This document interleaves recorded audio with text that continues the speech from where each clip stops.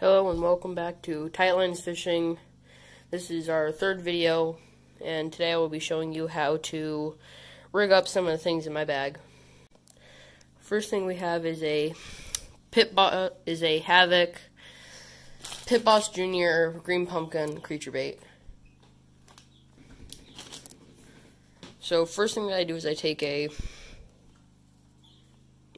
regular hook, and what I would do is I put it up to the top here, which I will show you, or put it up to the top, and I go about a quarter of the way in, and I will show you once I have that step done. Okay, so we got that done. It's about the quarter of the way in. Next step that I do is I take my thing and I flip it around. And no, I am doing this one-handed, so this is kind of hard to do. Next thing I do is I put it up in the meat there, push it through, and hold on, let me push it through quickly. Okay, I put it through. I had to switch hooks to a straighter hook, but this is what it looks like after. It is going to be a weightless Texas rig, or you could do a weighted Texas rig, your choice. I recommend using bullet weights or some egg sinkers. But there's number one. Next we'll be using a Zoom Baby Brush Hog Green Pumpkin. So I'll get that back. I'm going to be using this red hook for this. So first thing that I do is I will put the hook in the head here. Either way, your choice. I'll get back to you after I do. Okay, so I put the hook in the head. And now all I'm going to do is I'm going to take my thing, I need to poke it through. Hold on. Now I just do a Texas rig with these because they are very slim. It's kind of hard to get your hook in, and that's just, to me, is the easiest. Flip it around. Okay, and there you go. I just slipped it around and put it through just like the creature bait over there. But because these are so slim and there's not much to do with it, that's just what I do. Next we'll be having a bigger Havoc Black Blue Pit Boss. It's a bigger one, just a little bit easier to work with. Just like the Pit Boss Jr., I'm going to flip the hook around and put it through the meat. I like doing Texas rigs with these because you could get it into the groove here, and it can be a weedless hook. So I'll get back to you and I'll show you what that is after. There we go. I put it through the meat, right through the back, right back through, and you could put it down lower and it'll be a weedless hook. Hopefully it helps catch some fish. Next I'll be doing a Yum, I don't have it out, I'll be doing a Yum Green Pumpkin Senko. Here, let me grab it.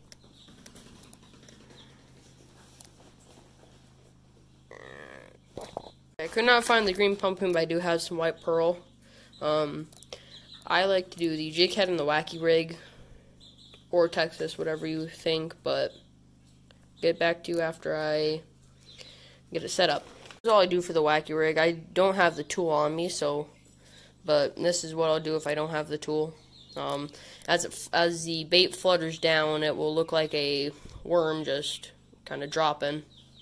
So I'll do another video when I have the right tool, but that's all I do for this. I will be using a jig head in a second. Okay, put the jig head in, and this is what it looks like. I left the wacky rig in so you could see, but jig heads are weighted, so it makes your bait a little bit heavier. That's just what I like doing with these, because these are a lighter bait, and sometimes you just need heavier baits to get out there into the middle. Next I will be using a Strike King heavily salted super power tube. I really like them. Catch a lot of fish on them. You should go and pick some up. Now all I do is I use a hook like this, and what I'll do is I put the hook up through the bottom because they are hollow. I don't know if you can tell, but they are hollow, and oh, there you go. So I will show you how that is once I get that finished. Okay, so I have the hook in. I did not pop it through, but this is what it looks like without it popped through. So now this is what it looks like with it popped through, and all you gotta do is use a barrel swivel or something and thread the line through or hook it. Your choice. Okay, now we have a power bait rib snake, 5.5 inches, 14 centimeters. What I like to do with these is I just do a drop shot. That's all I do. It seems to work, so I will show you after I have that rigged up. Drop shot, I use a tiny hook. I put it in the top. I use some EcoCall Laser Sharp rotating light wire. They're fur panfish, but I've caught bass with it. They're good for any fish. But what you'll do is you'll put it in here. You'll thread the line through, and then you'll have another line. Here, it's illustrated on the back of this. You'll have a split shot or something on the bottom, and there you go. Next, we'll be using a Yum Dinger. I'm going to be doing a same thing I did with the smaller one, a jig head and a weightless wacky rig. Back to you after that's done. Same thing. You got your jig head, put it in the top. Then you got your wacky rig. Like I said, I do not have the tool on me right now, but right in the middle. That's all I need.